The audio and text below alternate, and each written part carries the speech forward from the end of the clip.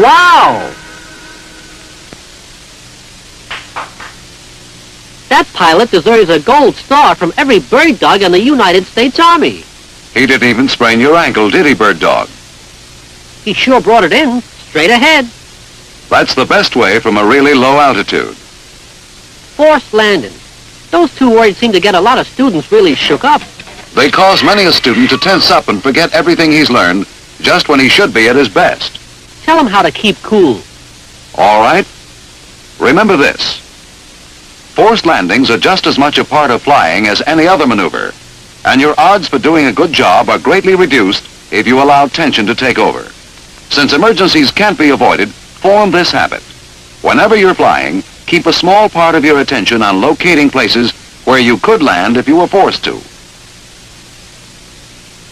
As you locate these emergency sites, form a plan as to how you could land on them. Avoid flying over this sort of terrain if possible, and at any rate fly at considerable altitude to give yourself plenty of glide range. Watch closely now, and we'll see how this student handles a real emergency. In a few seconds, his engine is going to quit. He has about 30 hours of solo behind him, and his instructor really poured on the simulated forced landings. His reaction is automatic, just as it should be. He immediately establishes a glide and starts looking for a suitable landing site. There's one ahead. There are other sites that are possible and perhaps better, but this one is chosen because he knows that he can reach it easily. He can make an approach just as though he were landing in a familiar 180-degree traffic pattern. This is a big benefit. Always try to select a site with an approach that is simple and familiar. The type turns you make on your approach depend on your position and altitude. If you are low, start your turn early, which will necessitate only a shallow bank. If you are too high, continue to fly on base leg, losing altitude all the while. This will result in a steeper turn to final. Don't spread your ability too thin by trying a complex or difficult approach to what may only appear to be a more suitable landing site. If you have sufficient time to attempt a restart, try it after you have planned your approach. Use flaps as necessary, just as you would in the traffic pattern.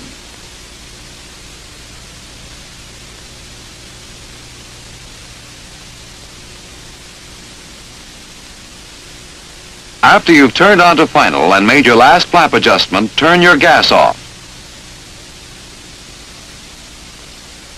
Turn off all switches. Then lock your shoulder harness.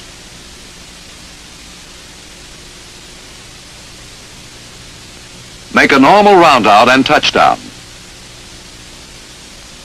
As you contact the ground, pay close attention to directional control. It may be necessary to avoid rocks, holes, trees, or cows. Do it with smooth pressure on your brakes to help stop the plane as soon as practicable. Here's one guy who's glad that his instructor cut the throttle on him plenty of times. Practice and planning, that's the key to everything in flying. One thing you gotta know about in forced landings is how wind affects a glide. Why don't you fill him in on that? All right, let's try it this way. The distance you can cover over the ground in a glide is directly affected by the direction and velocity of the wind and your altitude. With no wind, you would glide to a point here. With a headwind reducing your ground speed, the distance you can cover over the ground in a glide is reduced, since your ground speed is slower while your airspeed remains the same. With a tailwind, you can travel a greater distance over the ground from the same altitude, since your ground speed is increased by the velocity of the wind. We can see how these facts affect you in an emergency by looking at this situation. There are possible landing sites in all directions from the plane, and all are about the same distance. If there is a strong headwind, the best choice as far as reaching the site is concerned is to make a 180-degree turn and use the field you have just passed over. Consider the effect the wind will have on your landing. Think about it now, not after you've committed yourself. If the wind is from the left, you'll be able to make it to a field to your right with the added benefit of the greater distance that can be covered gliding downwind. Wind can be used in just the opposite way. If your choice of landing sites should be quite close to your position when the emergency occurs, the headwind will decrease your glide distance and help to prevent overshooting the field. Wind is an important factor in gliding to the field you have chosen, but don't overestimate your ability. Truer words were never spoke.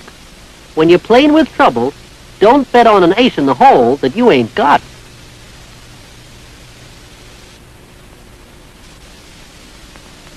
If you're at low altitude and aligned with the field, use the straight-in approach. If the field is off to your left or right, use the 90-degree side approach. If you have sufficient altitude and are approaching at an angle, use the familiar 180-degree side approach. This approach gives you an excellent opportunity to examine the strip. This time you are directly over a strip with sufficient altitude. Use the 180-degree overhead approach. If your heading is in the opposite direction, use the 360-degree overhead approach. The biggest advantage in these approaches is that they result in a base leg and final approach that you have flown many times. One more emergency approach is the S-turn approach. When you are over the area of your base leg, but too high for final, use this approach. Lose altitude in one or a series of S-turns. You can turn onto final from any point on the turns when you have the right altitude. The turns should always be made toward the field. Never get into a position where you cannot see your landing site.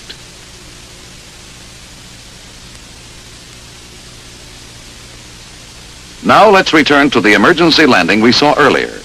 If your engine stops or ceases to put out enough power to maintain level flight, establish a glide and start making your forced landing plan. Do this before making even the briefest cockpit check. Each time an actual or simulated forced landing occurs, you must formulate a plan for the particular situation. There is no technique which applies in every situation. Each forced landing is a unique situation, and each has problems that will never again be duplicated. When your site has been chosen and your plan has been made, stick to it. Don't change your site or alter your plan unless it becomes obvious that you are just not going to make it. If you have time, make a complete cockpit check and attempt a restart. But remember, the pilot who becomes so involved in an elaborate cockpit check that he loses control of his airplane even for a moment is exhibiting poor judgment in its worst form. Examine the field you will land on and plan how you will avoid any obstacles it presents. Here's a technique that will help you. As you plan your approach, mentally divide the strip into 3 equal parts. Make your approach to the center third of the strip. When you are sure that you can make it to the center third of the field, use your flaps to move your touchdown point into the first third of the field. In this way, you will avoid landing short. On the subject of flaps, be sure that you have made your final adjustment before you turn off your battery switch. Don't lock your harness before you have done everything that requires leaning forward. Then round it out and glue it down. Then steer, brother, steer. I'm a very forgiving guy, but I can take just so much.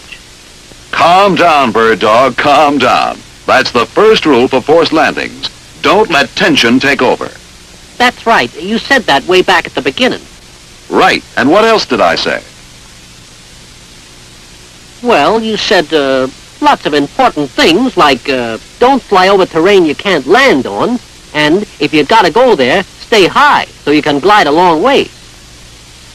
Then you went on about the wind and how it can shorten or lengthen your glide distance. The next thing I remember is about using familiar approaches instead of trying something fancy. That S-turn bit was good, because you can lose altitude without missing your shot at a good turn onto final. Then you went over the whole thing again with some more good points.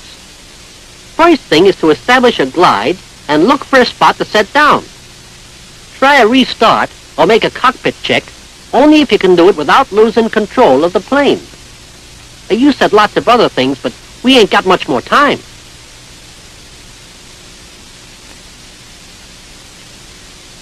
Well, if you don't say something, you ain't gonna get the last word like you always do.